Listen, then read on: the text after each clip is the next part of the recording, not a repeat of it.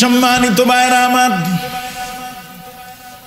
কোরআনুল কারীম থেকে আয়াতে কারিমা তেলাওয়াত করেছি। যেই সূরাটার নাম হলো সূরাতুল লোকমান। লোকমান একজন পুরুষের নাম, লোকমান একজন আল্লাহর ওলির নাম, লোকমান একজন আদর্শ পিতার নাম, লোকমান একজন আদর্শ গোলামের নাম, লোকমান একজন জ্ঞানীর নাম। লোকমান হলো জননন্দিত, বিশ্বনন্দিত একজন কালো মানুষের নাম, হযরতে লোকমান। তিনি বলেছেন, আমি আমার জীবনে লোকমান হায়াত পেয়েছিলেন 1000 বছর। কত বছর? তিনি বলেন, আমি আমার 1000 হায়াতের মধ্যে 4000 নবীর খেদমত করার সৌভাগ্য অর্জন করেছি। আরো আসতে কোন সুবহানাল্লাহ। কয় হাজার নবী? 4000 মিয়া সাহেব। লোকমানের হায়াত হলো 1000 বছর। এখন 1000 বছর হায়াতের মধ্যে নবী পাইছে কতজন? 4000 নবীর খেদমত করেছেন লোকমান। সুবহানাল্লাহ কোন। এখন এত নবী পাইল কই? নবী কি কম? কোরআন শরীফের মতো 25-26 জনের নাম আছে, নবী হইল লক্ষের উপরে। তাহলে 4000 নবী পাইছে, শুধু পান নাই, দেখা হন নাই, বরং এই 4000 নবীর সাথে থেকে তাদের খেদমত করার ওযুর পানি, গোসলের পানি, মাথায় তেল, আঙ্গুল কাটা, নখ কাটা সহ যত ইবাদত খেদমত আছে সব খেদমত হযরতে লোকমান করার পরে বলছে, আমি 1000 বছর হায়াতের মধ্যে 4000 নবীর খেদমত করার সৌভাগ্য আল্লাহ আমাকে দান করেছেন। সুবহানাল্লাহ। নবীদের হায়াতও আল্লাহ বাড়ায় দিয়েছিলেন। হযরতে আদম আলাইহিস সালাম বয়স পড়েছিলেন 960 বছর। হযরতে নূহ আলাইহিস সালাম 1340 বছর হায়াত পেয়েছিলেন। যুলকারনাইন, যার সম্পর্কে আসহাবে কাফ ইয়াসালুনাকা আনির রূহ, রূহ সম্পর্কে ইহুদিরা প্রশ্ন করেছিল আল্লাহর নবীকে, যুলকারনাইন আসহাবে কাফ সম্পর্কে প্রশ্ন করেছিল, সেই যুলকারনাইন হায়াত পেয়েছিলেন 1650 বছর। আমরা না হায়াত পাই 30 বছর, 60 বছর, কিন্তু হযরতে লোকমান আলাইহিস সালাম বয়স পেয়েছিলেন 1000 বছর। হযরতে লোকমান বলেন, ইন্নী খাদাকতু 4000 আলাফিম মিনাল আম্বিয়া। আমি আমার জীবনে 4000 আম্বিয়া কেরামের খেদমত করেছি। হাসিলতু মিনহুম সামানিয়াতা আশিয়া। আমি এই 4000 পয়গম্বরদের খেদমত করার পরে সামানিয়াতা আশিয়া, আমি 8টা জিনিস এমন পেয়েছি যেই 8টা কাজ আমি 4000 নবীর ভিতরে সমানভাবে দেখেছি। সুবহানাল্লাহ। কয়টা জিনিস? 8টা জিনিস, 8টা বিষয়। অন্য বিষয়গুলা কম বেশ একজনের মধ্যে ছিল আর একজনের মধ্যে ছিল না, কিন্তু আমি 8টা বিষয় এমন পেয়েছি যে আমার 1000 বছর হায়াতের মধ্যে আমি সেই 8টা বিষয় 4000 নবীদের মধ্যে কম্বলচারী সবার ভিতরে সমানভাবে পেয়েছি। লোকমানকে, লোকমান হলো এক ব্যক্তির গোলাম। এই লোকমান কিন্তু নবী না, পয়গম্বর না, রসুল না, একজন মানুষ। এই লোকমানকে আল্লাহ রাব্বুল আলামিন 2টা অপশন, 2টা সুযোগ দিয়েছিলেন। লোকমান, আমি তোমারে নবুয়তি দিতে চাই, অথবা তোমাকে হাকিম বানাতে চাই, জ্ঞানী বানাতে চাই, আমি তোমাকে প্রজ্ঞা দিতে চাই। হযরতে লোকমান আল্লাহর কাছে সময় নিলেন আর বললেন, আয় আল্লাহ, আমি চিন্তা ভাবনা করে দেখি কোনটা নিব আর কোনটা ছেড়ে দেব। কিছুদিন পর হযরতে লোকমান আল্লাহর কাছে আরজি পেশ করলো, রব্বুল আলামিন, নবুয়তি চাই না, আমি নবী হতে চাই না, আমারে তুমি জ্ঞানী গুণে প্রজ্ঞাময় বানায়া দাও। পৃথিবীতে জ্ঞান মূল্য আছে না নাই? ওয়ালাকাদ আতাইনা লুকমানাল হিকমা আনিশকুর লিল্লাহ। আমি লোকমানকে প্রজ্ঞা দিয়েছিলাম। জ্ঞান আর প্রজ্ঞা কিন্তু এক জিনিস নয়। জ্ঞানের চাইতে দামি জিনিস হলো প্রজ্ঞা। প্রজ্ঞা কাকে বলে? একটু সহজ করে বলি, যদি কোনো মানুষের মাথায় বুদ্ধি থাকে, আকল থাকে, ইলম থাকে, ওই ব্যক্তি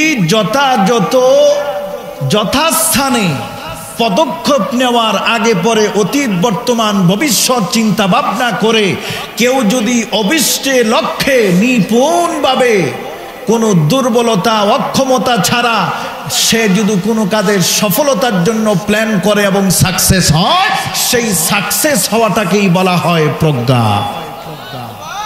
তার মানে জ্ঞানকে সঠিকভাবে কাজে লাগানোর জন্য যে পদ্ধতি অবলম্বন করা হয় সেই পদ্ধতিটার নাম হলো প্রজ্ঞা। সুবহানাল্লাহ। বুদ্ধি আছে, কিন্তু বুদ্ধি দিয়া সে কখনো গেইনার হতে পারে না, সে কখনো সফল হতে পারে না। এই জন্য তার সেই জ্ঞান সেই বুদ্ধির কোনো কাজে আসে না। কিন্তু একটা মানুষ বুদ্ধি আছে, কিন্তু বুদ্ধির সাথে সাথে তার আউট নলেজ আছে, উপস্থিত জ্ঞান আছে। এই উপস্থিত জ্ঞানের মাধ্যমে তার বেসিক মূল যে জ্ঞান সেটাকে একত্রিত করে তার জীবনে সর্বত্রই সফলতা অর্জন করা, এটার নাম হলো প্রজ্ঞা। হযরত লোকমান আলাইহিস সালাম বললেন, আল্লাহ, আমি আপনার কাছে হিকমা চাই, জ্ঞান চাই, প্রজ্ঞা চাই। হযরত লোকমান আকারে ছোট, বেটে মানুষ, কালো মানুষ, ইথিওপিয়া দেশের মানুষ। হযরত লোকমান কালো মানুষ, দেখতে তেমন চেহারা সুরত ভালো ছিল না, কিন্তু আল্লাহ রাব্বুল আলামিন চেহারার কোনো মর্যাদা দেন না, পোশাকের কোনো আল্লাহর কাছে দাম নাই, শিক্ষার কোনো দাম নাই, বংশ বুনিয়াদের কোনো দাম নাই। আমার আল্লাহর কাছে দাম হলো ওই মাপকাঠি, যেই মাপকাঠির কথা কোরআনুল কারিমে আল্লাহ পাক বলে দিয়েছেন, আলা বিযিকরিল্লাহি তাতমাইন্নুল কুলুব। যেই বান্দার ভিতরে তাকওয়া আছে, আল্লাহর ভয় আছে, যেই বান্দার ভিতরে আল্লাহর জিকির আছে, আল্লাহর শরণ যেই দিলের ভিতরে আছে, কোরআনুল কারীম সাক্ষী। আল্লাহ বলতেছেন, আমার সাথে সম্পর্ক হলো দিল দিয়া, কলব দিয়া, অন্তর দিয়া। যেই দিলের ভিতরে আমি আল্লাহর শরণ আছে, জিকির আছে, ওই জিকির আর শরণের কারণে ওই বডি কালো না সুন্দর, খাটো না বেটে, মূর্খ না শিক্ষিত, কিছুই দেখি না, ওই বডিটা আমি আল্লাহর কাছে প্রিয় হয়ে যায়। হযরত লোকমান কালো মানুষ, বেটি মানুষ, গরিব মানুষ, দেখতে শুনতেও তেমন ভালো না, কিন্তু আল্লাহ রাব্বুল আলামিন তার জ্ঞানের কারণে, বুদ্ধির কারণে, সত্যবাদিতার কারণে, মানুষকে আল্লাহর দিকে নসিহত করার কারণে আল্লাহ পাক মর্যাদা বাড়ায়া দিলেন। এই সূরার নামকরণ আল্লাহ পাক একজন সাধারণ মানুষের নামে একটা সূরা আল্লাহ পাক নাজিল করে দিলেন। কিয়ামত পর্যন্ত এই পৃথিবীতে যত মানুষ আসবে আর যত জিন্নাত আসবে, সমস্ত মানুষগুলা হযরতে লোকমানের নাম স্মরণ করবে। হযরতে লোকমান কেমন ভালো মানুষ ছিলেন, ছোট্ট একটা ঘটনার মাধ্যমে আপনারা শুনেন। হযরতে লোকমান গোলাম, মালিক তারে বলেছে, ও লোকমান, আমার এই কমলা গাছের বাগানটা তুমি আজ থেকে পাহারা দিবা। একাধারে 12 বছর পর্যন্ত হযরতে লোকমান এই কমলা বাগানের পাহারাদার কেয়ারটেকার 12 বছর পরে মালিক আসার পরে বলতেছে, লোকমান, আমি শহর থেকে খবর পাইলাম দিন দিন আমার বাগানের ফল বাড়তেছে, বেচা কিনা ভালো হচ্ছে। ও লোকমান, এত কি এমন তুমি কাজ করো যার কারণে দিন দিন আমার ব্যবসা বাণিজ্য ভালো হয়ে যাচ্ছে? ফলগুলা নিশ্চয়ই খুব ভালো। আমার বাগান থেকে আমার জন্য ভালো দেখে কিছু ফল নিয়ে আসো, আমি খাবো। 12 বছর পরে হযরত লোকমানের মালিকের সামনে কিছু সংখ্যক ফল নিয়ে যখন সামনে উপস্থাপন করা হলো, হযরত লোকমানের মালিক মুখে দেওয়ার সঙ্গে সঙ্গে তিরস্কার করতে আরম্ভ করলো, লোকমান, এই তোমার জ্ঞান বুদ্ধি বিবেক বিবেচনা? আজ 12 বছর যাবৎ তুমি আমার বাগানের পাহারাদার, কোন ফল টক আর কোন গাছের ফল মিষ্টি তুমি এটাই জানো না? আমার সাথে এমন কি আচরণ তুমি করলা? তোমার তো চাকরি থাকবে না। তাড়াতাড়ি যাও, টক ফল রেখে আমার জন্য মিষ্টি ফল নিয়ে আস। আবার চলে গেল লোকমান। লোকমান আরো কিছু ফল আনার ফলে মালিকের সামনে দিল। মালিক বুকে দেওয়ার পরে দেখতেছে আরো বেশি টক। মালিক বলতেছে, লোকমান, এত বড় স্পর্ধা, তুমি আমার সাথে মশকরা করো? আমি বলতেছি আমার যেখানে যে গাছের ফলটা মিষ্টি ওই গাছ থেকে ফল আনো, কিন্তু তুমি বারবার শুধু টক ফল আনতেছো, তার কারণ কি? তোমার কি বুঝবুদ্ধি নাই নাকি?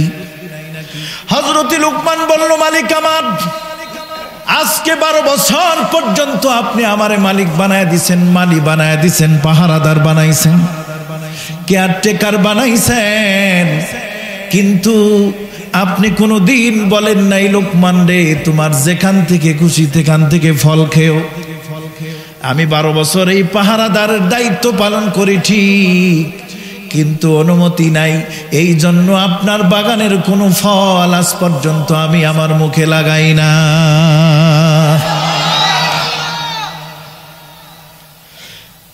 মালিক বড় আশ্চর্য হয়ে গেল। মালিক বলতেছে, লোকমান, চতুর্দিক দিয়া তোমার সুনাম, যশ খ্যাতি, মানুষের মুখে মুখে তোমার কথা শুনি। ও লোকমান, তোমার জ্ঞানের খুব প্রশংসা মানুষজন করে। তোমার কাছে এমন কি আছে, এমন গুণ তোমার কাছে কি আছে যার কারণে মানুষ আমার কথা বলে না, মালিকের কথা বলে না, চাকরের কথা আলোচনা করে? হযরত লোকমান বলল, মালিক আমার যে কি গুণ আছে আমি জানি না, তবে আমি কয়েকটা জিনিস মেনে চলি। 1 নম্বরে কথা বলি কম, শুনি বেশি। কি বলি? কথা বলি কম, শুনে বেশি। আমাদের অভ্যাস কি? যত কইতে পারি ততই ভালো। যার চাপার জোর বেশি তার মার্কেট ভ্যালু তত বেশি।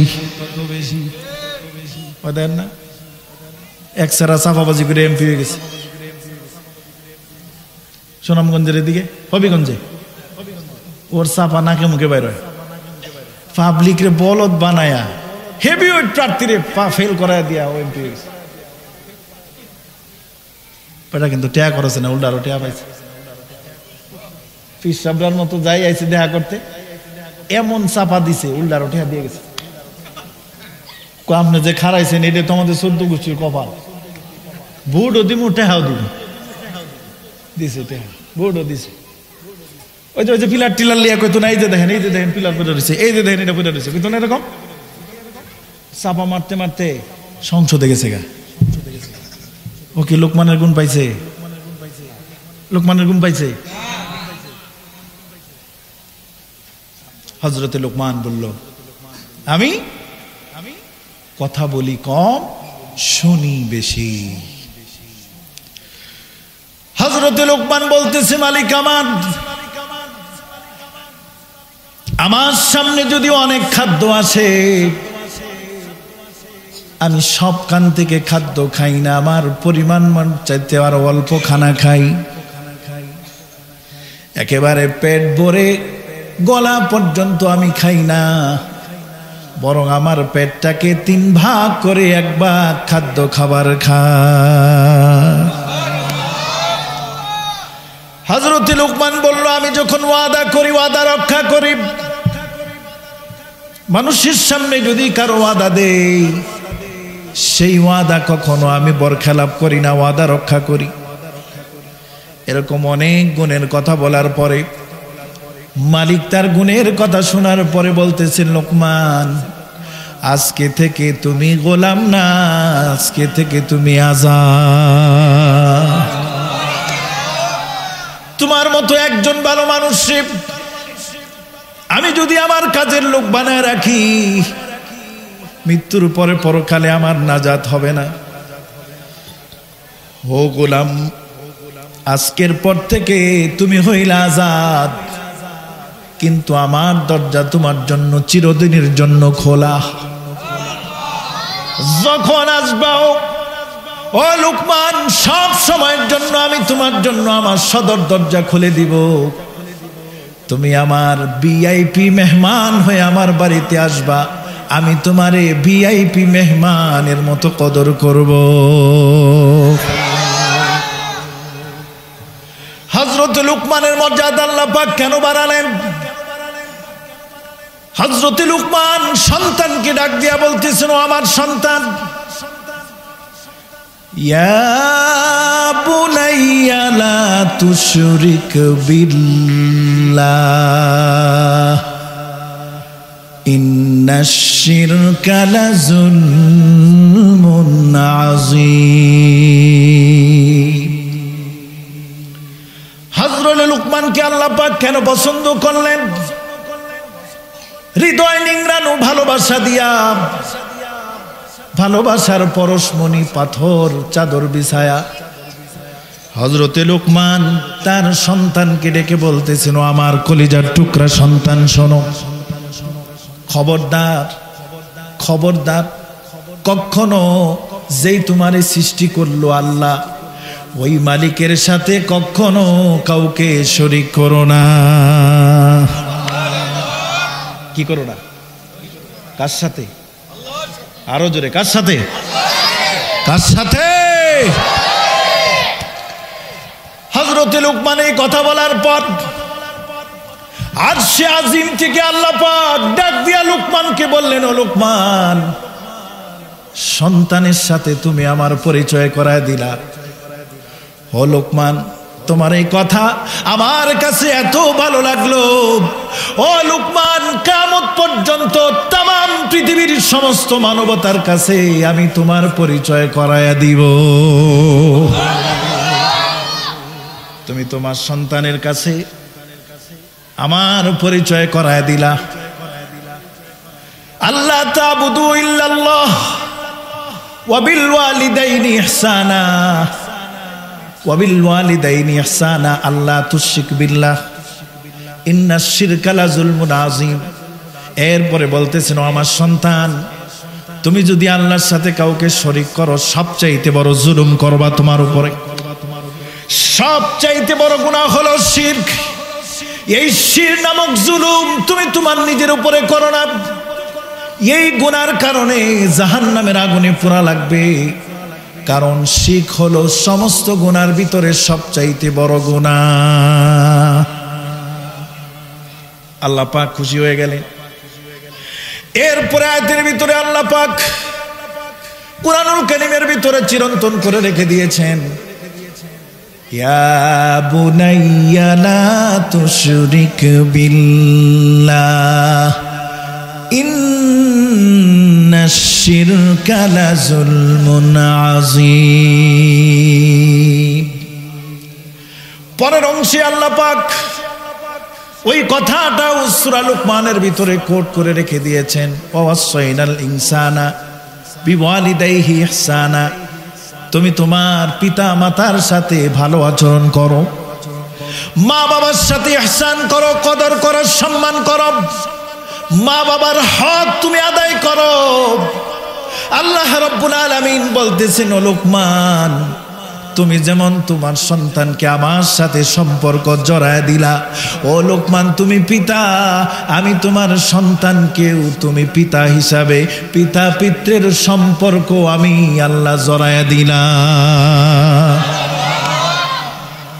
সূরা বনী ইসরাইলের ভিতরে আল্লাহ পাক সুন্দর করে কোট করে রেখে দিয়েছেন, ওয়াকাদা রাব্বুকা আল্লা তা'বুদু ইল্লা ইয়াহু ওয়া বিল ওয়ালিদাইনি ইহসানা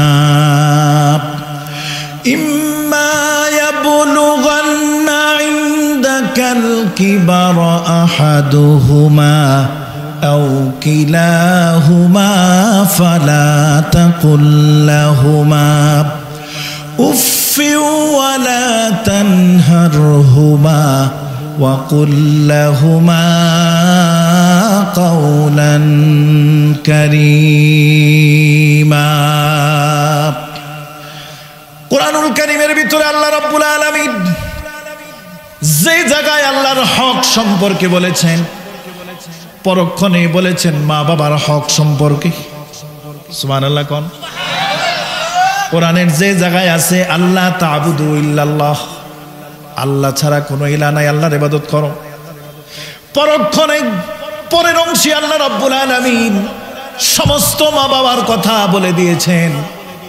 শুধু মুসলমানদের মা বাবার কথাই বলেন নাই, শুধু আমাদের নবীর জীবদ্দশায় আমাদের নবীর শরীয়তে শুধু মা বাবার হকের কথা বলেন নাই, বরং তাম পৃথিবীর সমস্ত ধর্ম বর্ণ সমস্ত নবীর উম্মতদেরকে আল্লাহ রাব্বুল আলামিন মা বাবার খিদমত করার জন্য বলে দিয়েছেন। সুবহানাল্লাহ।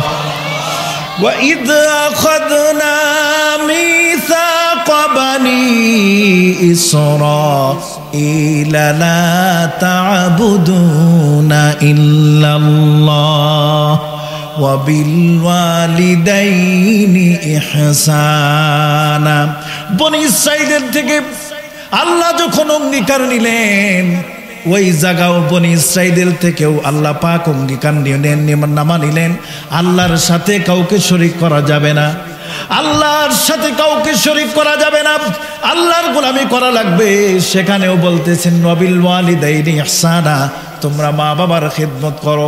এই জন্য তাম পৃথিবীর যত ধর্ম বর্ণ আছে সমস্ত মানবতাকে আল্লাহ রাব্বুল আলামিন বলছেন তুমি মুসলিম হও, খ্রিস্টান হও, ইহুদি হও, নাসারা হও, বৌদ্ধ হও, যে ধর্মেরই হোক না কেন মা বাবার খিদমত তোমার করাই লাগবো। এটা হলো মানুষের জন্য, সন্তানের জন্য পিতা মাতার উপরে সন্তানের হক,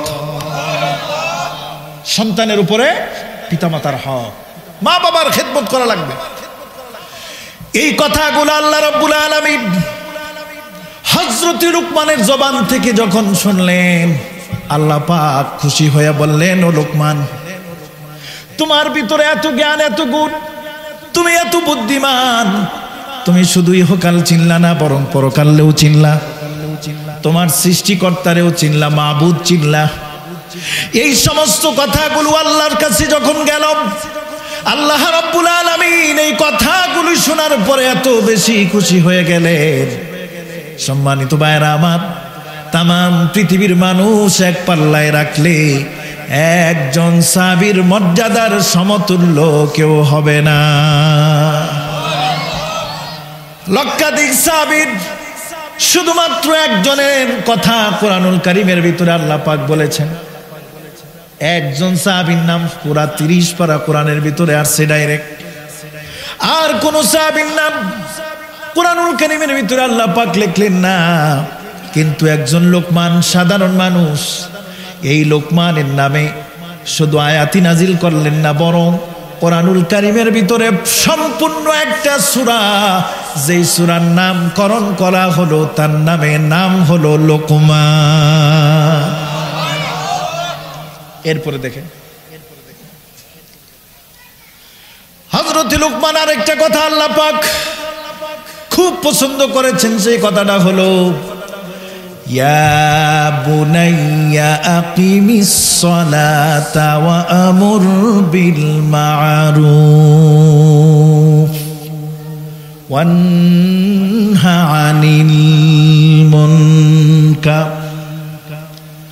হযরত লুকমান সন্তানদেরকে বলতেছেন, আমার সন্তান, নামাজ কায়েম করো, নামাজ পড়ো, নামাজ কায়েম করো।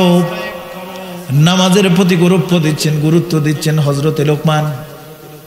কিন্তু আফসোস, আমরা আমাদের সন্তানদেরকে খবর নেই, পড়ালেখার খবর নেই, বাবা পড়ছো কিনা, পড়তে বসছিলা কিনা, ফোন করে খবর নেই বাবা খাইছো কিনা, গোসল করেছো কিনা। কিন্তু আফসোস, কোন মুসলমান বাবা তার সন্তানরে ফোন দিয়া খবর নেয় না, ও আমার কলিজার টুকরা সন্তান, জোহরের নামাজ আদায় করছো কিনা। বলি আমরা না, কারণ নামাজ এটা বয়স হলে পড়বে, এটা শুধু বুড়া মানুষের কাজ। ব্যাপারটা এরকম না, ব্যাপারটা এরকম না। আমাদের ধারণা এরকম না। আমাদের ধারণা হলো যে ছোট বাচ্চা, ও আর কি বুঝে। কিন্তু দেখেন, নামাজ এমন একটা ইবাদত যেটার ব্যাপারে ফরজ হওয়ার আগ থেকে আল্লাহ পাক তালিম দেওয়ার জন্য বলছেন। 7 বছর বয়স থেকে নামাজ ফরজ হয় না, কিন্তু 7 বছর বয়স থেকেই বাচ্চাকে নিয়ে নামাজ পড়তে বলছেন। এরপরে ঘরের ভিতরে নফল নামাজ বেশি পড়তে বলেছেন। কেন? তোমার ছোট ছোট বাচ্চারা তোমার নামাজ দেখে, তোমার স্ত্রীর নামাজ দেখে তোমার মেয়ে নামাজ শিখবে, তোমার নামাজ দেখে তোমার সন্তান নামাজ শিখবে। এই জন্য লা তাজআলু বুয়ুতাকুম মাকাবির, রাসূল বলেছেন ঘরটাকে কবর বানায়ো না। তুমি যদি ঘরটার ভিতরে নামাজ না পড়ো, কোরআন যদি তেলাওয়াত না করো, তোমার ঘরে কখনো আল্লাহর রহমত নাজিল হবে না।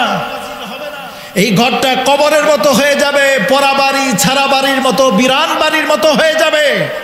এই জন্য মসজিদে ফরজ নামাজ আদায় করো জামাতের সহিত, আর সুন্নত নফল ইবাদতগুলা নামাজগুলা তোমার ঘরে পড়ো। তোমার ঘরে যদি এই নামাজগুলা পড়ো, তোমার বিবি যদি পড়ে, স্বামী স্ত্রী নামাজ পড়লে পরে ছেলে মেয়েরা দেখে এই নামাজের প্রতি আকৃষ্ট হবে।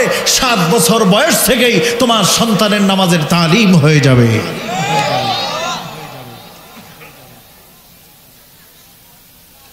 সন্তানরা, ছোট বাচ্চারা বাবা যা করে, যা দেখে তাই করে, ঠিক না বলে? এয়ারপোর্টে আমি রাজশাহী যাচ্ছিলাম, এয়ারপোর্টের ভিতরে বসে প্রস্রাবখানাও আছে, তবে দাঁড়ানোর সুযোগটা একটু বেশি। সব ভদ্রলোকেরা তো কুত্তার মতো পেশাব না করলে আবার ক্লিয়ার হয় না।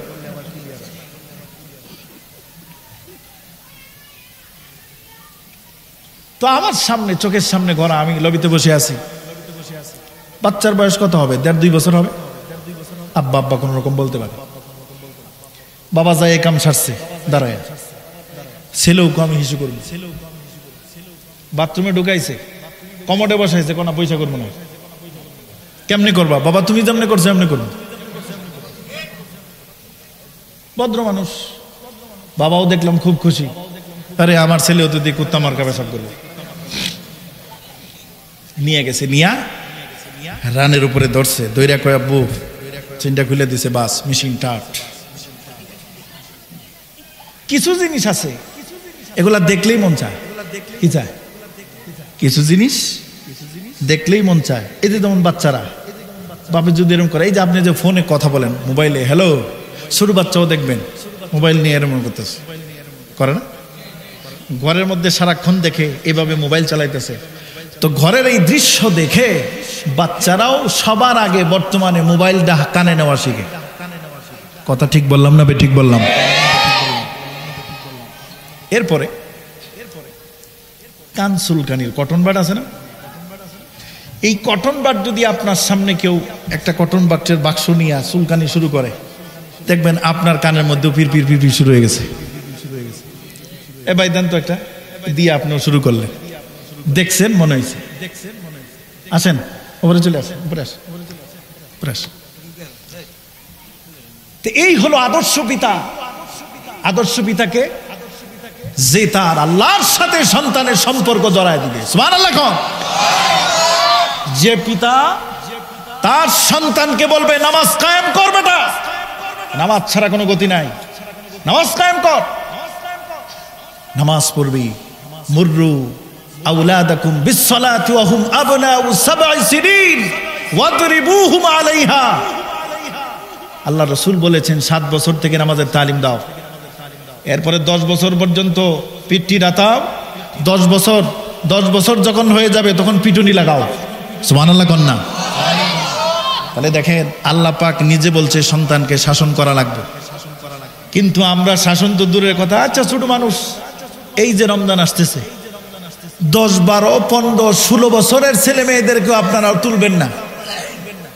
এই ছোট বাচ্চা, এই আমার ছোট বাচ্চা মরে যাবে, ঠিক কিনা বলেন? তাহলে আপনার সাথে লোকমানের সাথে কোনো সম্পর্ক আছে? হ্যাঁ, লোকমানের আদর্শ কি আর চরিত্র কি?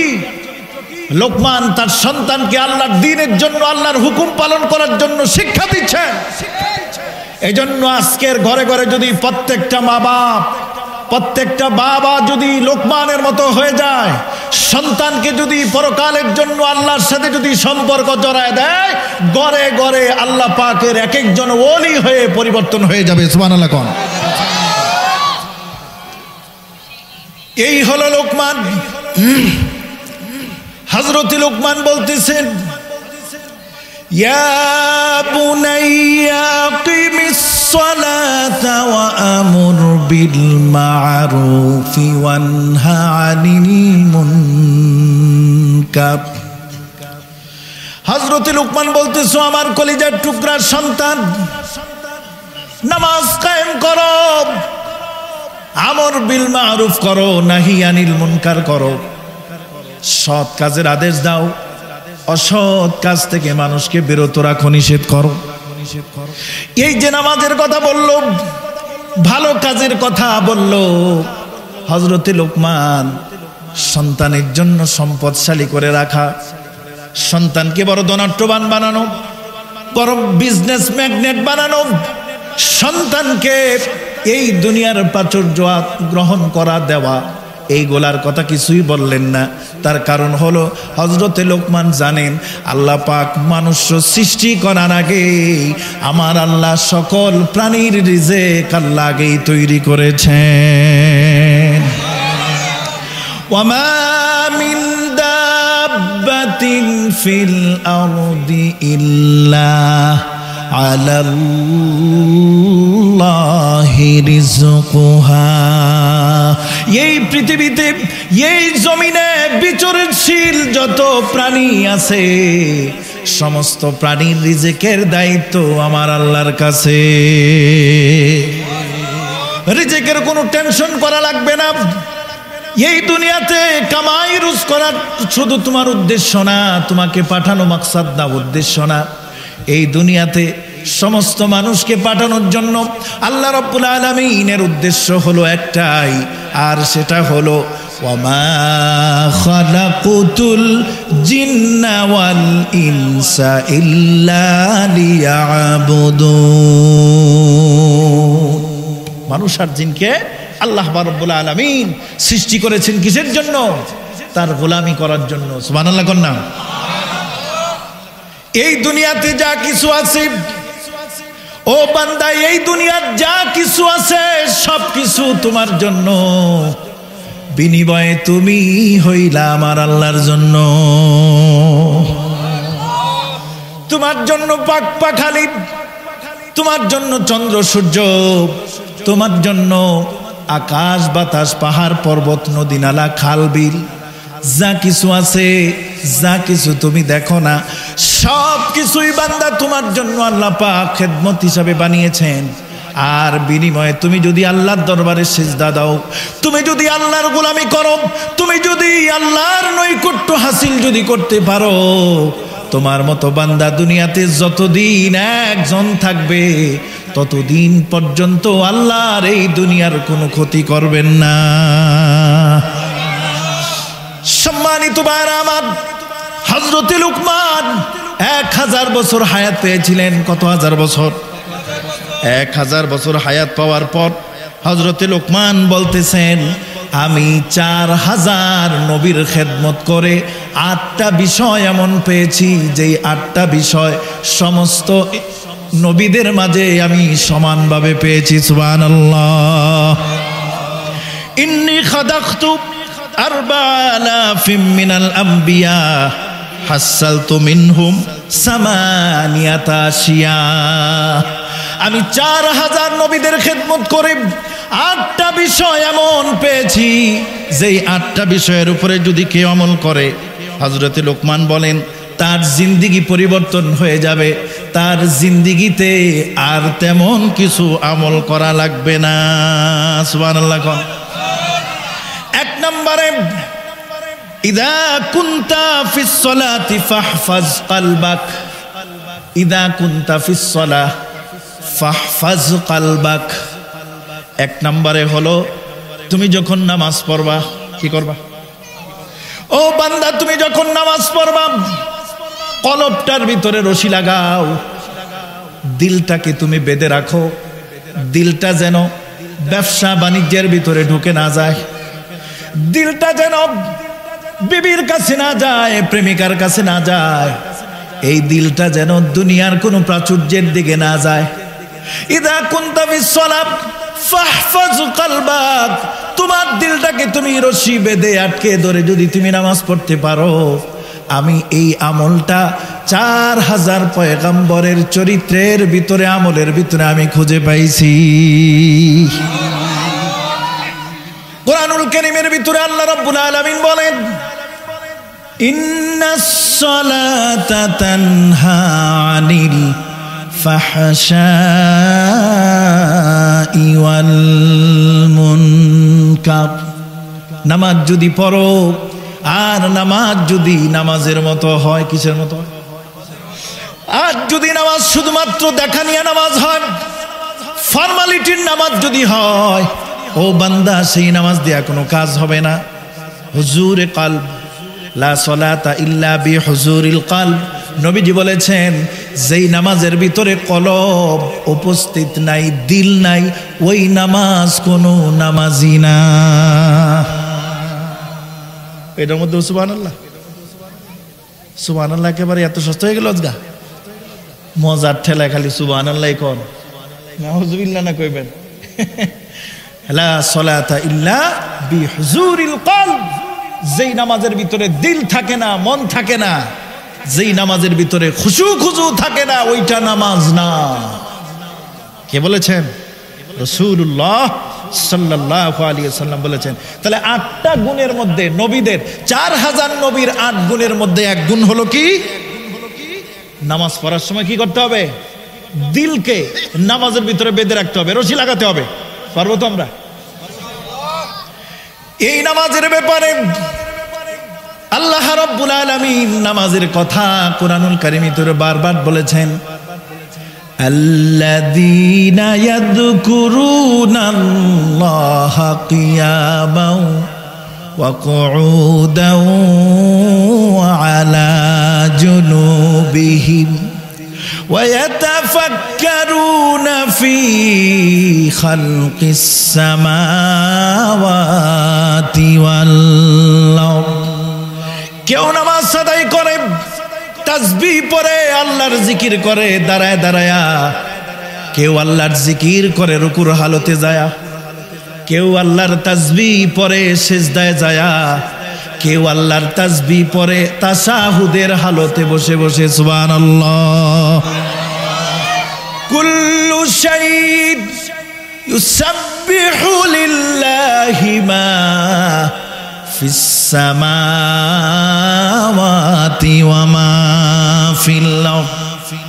যত সৃষ্টি আল্লাহ রাব্বুল আলামিনের আছে, গাছ বলেন, তরলতা বলেন, মাছ বলেন, পাহাড় পর্বতের ভিতরে যত প্রাণী আছে, হিংস্র যত প্রাণী আছে, সমস্ত প্রাণীকুল আল্লাহর জিকির করে, আল্লাহর স্মরণ করে, কিন্তু আমাদের মতো না।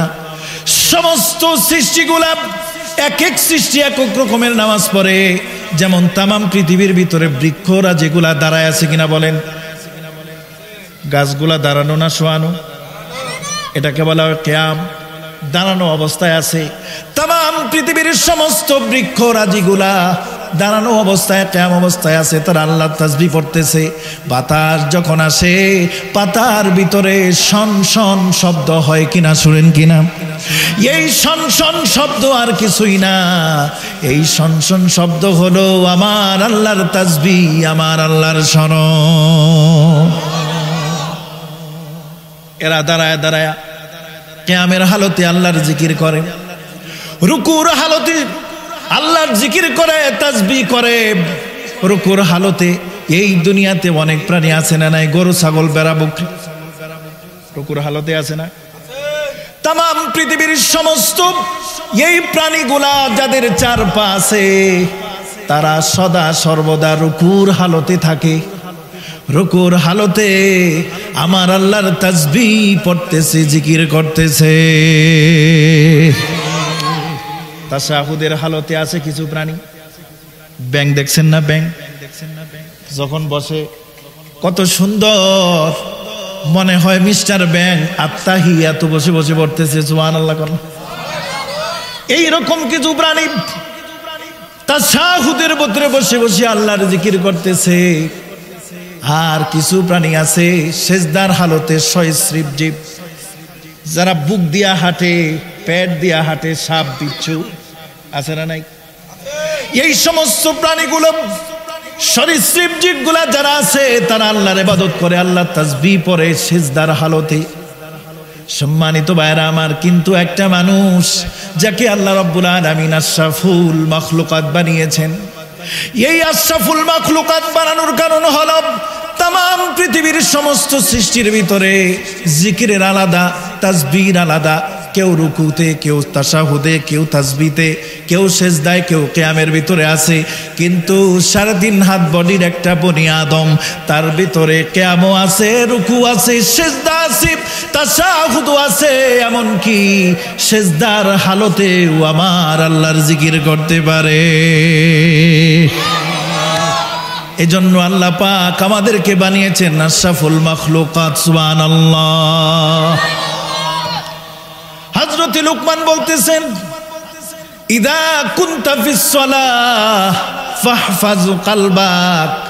1 নাম্বার, আমি 4000 পয়গম্বরদের ভিতরে দেখেছি, তারা যখন নামাজ আদায় করতেন তাদের নামাজের ভিতরে কলবটা বান্ধা থাকতো, হুজুরে কলব হতো, তাদের নামাজের ভিতরে খুশু আমি পাইছি। এই জন্য আমার আমল ছিল, আমি যখনই নামাজে দাঁড়াইতাম আমার কলবটারে আমার ইমানের রশি দিয়া সুন্দর করে বেঁধে তারপরে নামাজ আদায় করতাম, সুবহানাল্লাহ। 2 নম্বর, ইদা কুনতা ফি বাইতিল গায়রি ফাহফাজ আইনাক। 2 নম্বরে হলো ইদা কুনতা ফি বাইতিল গায়রি ফাহফাজ আইনাক। 2 নম্বরে আমি নবীদের ভিতরে দেখেছি, তারা যখন কোনো মানুষের ঘরে প্রবেশ করতেন তাদের চোখগুলা নিম্নগামী রাখতেন, ঘরের ভিতরে চুকি দিতেন না। আমরা মানুষের ঘরে ঢুকলে কি করি? কাশকুশ নাই, একেবারে ডাইরেক্ট যাই ঢুকে যাই, আরে আমি তো তোমাদের আপনজন করে কিনা। খবরদার, এটা নিষেধ।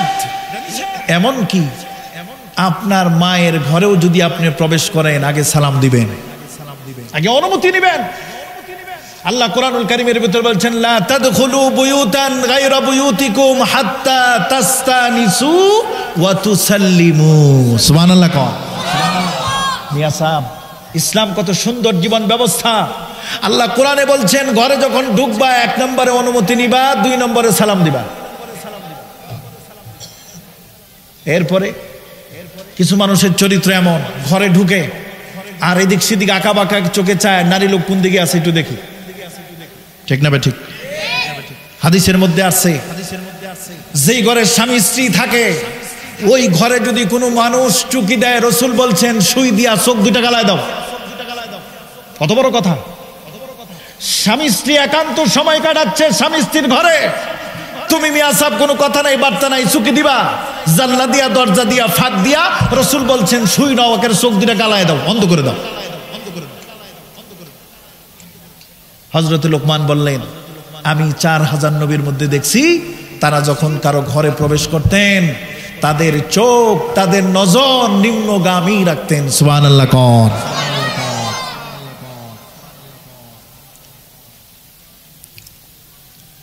3 নম্বরে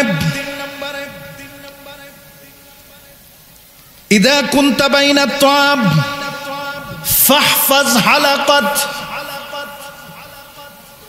হযরত লুকমান বলেন 3 নম্বরে আমি পাইছি নবীদের সামনে যখন হরেক রকমের খানা আনা হতো সব জায়গা থেকে পাগলের মতো খাইতেন না, বরং অল্প অল্প করে আদবের সহিত খানা খাইতেন, খানা নষ্ট করতেন না। আমার উস্তাদের এক বন্ধু আছে, বড় আলেম মানুষ, মুফতি নাসির হোসাইন সাহেব দামাত বারাকাতুহুল আলিয়া। ওনার সাথে আমি কয়েক জায়গায় দাওয়াতে গেছি। 10 প্রকারের সামনে তরকারি থাকলে পরেও এক তরকারি দিয়েই খানা শেষ করতেন। সুবহানাল্লাহ কোন। আমরা বলতাম হুজুর এটা একটু চেটে দেখেন, কয় না সবগুলা খাওয়া যাবে না, যে কোনো একটা দিয়েই খানা শেষ করতেন। সুবহানাল্লাহ। খাবার আসলে পরে তোমরা পাগল হয়ে যেও না, কোনটা রেখে কোনটা খাইবা। এমনকি তোমার নেওয়ার ডগ দেখে, খাবার তোলার ডগ দেখে অনেকেই বিরক্ত হয়ে যায়। অনেক মানুষ আছে হাত দিয়া খাইতেছে, স্বামী স্ত্রী কোন সময় হাত ঢুকাই লইলা, ঠিক কিনা বলে? এটা এক ধরনের আনসোশাল, অসামাজিক চামিচ আছে। একটু অপেক্ষা করেন, রিজিকে যা আছে তা তো আসবেই না। একেবারে 4 আঙ্গুল ডাবায়া মনে হয় যে সিগ্রা মাছ ধরার লাগে হাত দিছে। আপনারা সব বাড়ির মানুষ, বাইম মাছ চিনেন তো? বাইম মাছ ধরতে গেলে কেমনি হাত দিতে হয়? ডাবায়া, ওই ডাবায়া হাত মারে। হযরত লোকমান বলতেছে না ফাহফাজ হালাকাত, তুমি তোমার সেই খাবারগুলা নষ্ট করো না, যতটুকু খাইবা ততটুকু নাও আর অল্প করে খাও। এটা কার থেকে পাইছে? 4000 নবীর ভিতরে এই সুন্নতগুলা, এই আমলগুলা লোকমান 1000 বছর হায়াত পাওয়ার পরে 4000 নবীর খেদমত করে এই কাজগুলা তিনি অর্জন করেছেন। সুবহানাল্লাহ। 4 নম্বরে ইদা বাইনান নাস ফাহফাজ লিসানাক। 4 নম্বর, তুমি যেখানেই বসো না কেন কথা বলবা কম। সুবহানাল্লাহ কোন। কারণ বেশি কথা বললে পরে কথার মাসুল দেওয়া লাগে, ট্যাক্সও দেওয়া লাগে। চায়ের দোকানে, হোটেল গোলাতে যারা বেশি কথা বলে কিছুদিন পর পর দেখা যায় ওর লোকে ঝগড়া লেগে গেছে। এক কথা 2 কথা মারামারি, ফাটাফাটি, কিলাকিলি, গুতাগুতি। আবার কথা যখন আপনি বলবেন কথাটা কারো পক্ষে বা কারো বিপক্ষে যাবেই, যেতে পারে কিনা? পক্ষেও যাইতে পারে, পক্ষে যে যাবে সে খুশি আওয়ামী লীগ, আর বিপক্ষে যে যাবে সে হলো বিএনপি। তাহলে সবাইরে খুশি করতে পারলেন? বিএনপির পক্ষে করবেন, বিএনপি ওলারা খুশি, আওয়ামী লীগ ওলারা ধরবো যাইতা দিব মামলা ঢোকায়া, ঠিক না ভাই? ঠিক। এজন্য হযরত লোকমান বলতেছে যে এত মামলা মোকদ্দমার দরকার নাই, গায়েবী মামলা তো পড়ার দরকার নাই, আমি কথাই কই না। আমি কি করি না? কথাই কই না। মান সাকাতা ফাকাদ নাজা, যে ব্যক্তি চুপ থাকে সেই ব্যক্তি কি মুক্তি পায়, নাজাত পায়। সুবহানাল্লাহ কোন না। এই হলো 4টা। ইদা কুনতা ফিস সালাতি ফাহফাজ কলবাক, নামাজের ভিতরে তোমার মনকে রশি লাগাও। 2 নম্বরে ইদা কুনতা বাইতাল গায়রি ফাহফাজ আইনাক, তুমি তোমার চোখকে নিম্নগামী করো মানুষের বাড়িতে যাওয়ার সময়। বাইতাত তাআমি ফাহফাজ হালাকাত, খানা নষ্ট করবা না, যতটুকু সম্ভব এতটুকু খানাই তুমি গ্রহণ করো। 4 নম্বরে বাইনান নাসি ফাহফাজ লিসানাক, তুমি যখন কথা বলবা তখন কথা বলো কম, বেশি কথা বললে বিপদের সম্মুখীন হয়ে যাইবা। সম্মানিত ভাইয়েরা আমার, 8টার ভিতরে কয়টা গেল? 8টার ভিতরে কয়টা গেছে? হযরত চলে আসছে।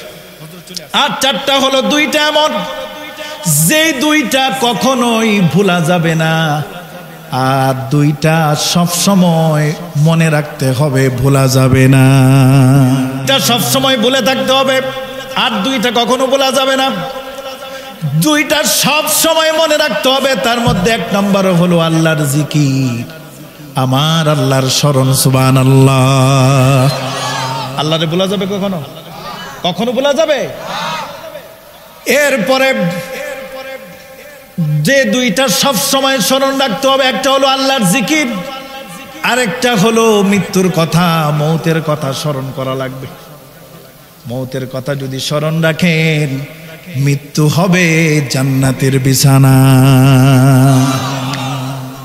আর 2টা কখনোই মনে রাখা যাবে না, ভুলে থাকতে হবে জীবনভর।